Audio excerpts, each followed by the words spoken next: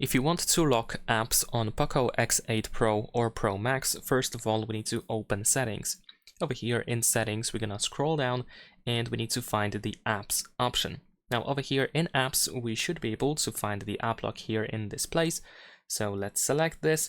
Then over here, we can choose the password type. You can either use the screen lock or you can create a privacy protection password.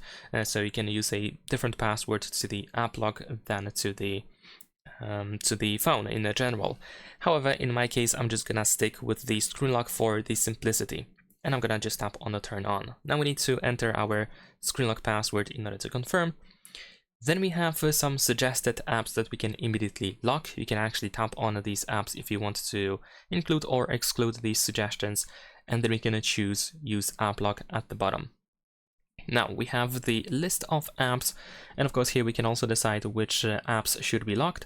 So let's say I'm just gonna lock a couple of them, and let's say I'm gonna lock Instagram in here, I'm gonna lock the Netflix, and there we go. Of course, you can also tap on this setting in the upper right corner in order to find some additional settings. For example, we can change the password type, we can include fingerprint and face unlock as well. And that is pretty much it. Now, if you try to open any of these locked apps, then of course you will have to provide the password.